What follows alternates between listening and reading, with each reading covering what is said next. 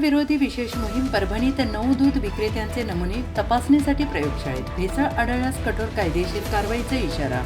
अन्न व औषध प्रशासनाची धडक कारवाई. महाराष्ट्रातील नागरिकांना सुरक्षित आणि भेसळमुक्त अन्नपदार्थ उपलब्ध व्हावेत या उद्देशाने अन्न आणि औषध प्रशासन महाराष्ट्र राज्याचे आयुक्त माननीय तुकाराम मुंढे यांच्या निर्देशानुसार राज्यभर भेसळ विरोधी विशेष मोहीम राबवण्यात येत आहे. या मोहिमेअंतर्गत परभणी जिल्ह्यात अन्न आणि औषध प्रशासनाच्या पथकाने दूध भेसळ विरोधी विशेष कारवाई करत विविध ठिकाणाहून दुधाचे नमुने संकलित केले.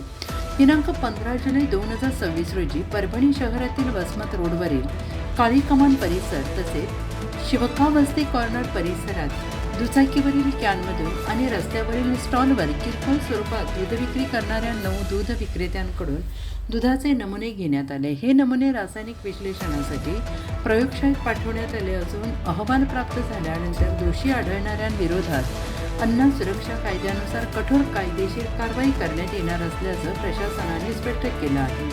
ही कारवाई अन्न सुरक्षा आयुक्त माननीय तुकाराम मुंढे यांच्या नेतृत्वाखाली तसेच सहाय्यक आयुक्त अन्न ए चौधरी आणि सहाय्यक आयुक्त अन्न पवन खताळ परभणी तसेच सह आयुक्त अन्न SR करकाळे छत्रपती संभाजीनगर यांच्या मार्गदर्शनाखाली करण्यात आली. या कारवाईमध्ये अन्न सुरक्षा अधिकारी वैभव डांगे, कृष्णा मळे, तुषार घोपे आणि अमृता दुग्धाटे यांच्या पथकाने सहभाग घेतला. जिल्ह्यातील दुधातील भेसळ रोखण्यासाठी अशा प्रकारच्या धडक मोहिमा यापुढेही सातत्यानं सुरूच राहणार असल्याचं अन्न आणि औषध प्रशासन यांनी सांगितलं आहे. यावेळी अन्न आणि औषध प्रशासनाने जिल्ह्यातील सर्व अन्न व्यवसाय चालकांना परवाना अथवा नोंदणी घेऊनच व्यवसाय करण्याचे तसेच अन्न सुरक्षा मानके अधिनियम 2006 आणि संबंधित नियमांचे काटेकोर पालन करण्याचे आवाहन केले आहे. नियमांचे उल्लंघन करणाऱ्या आस्थापनांवर दंडात्मक कारवाई,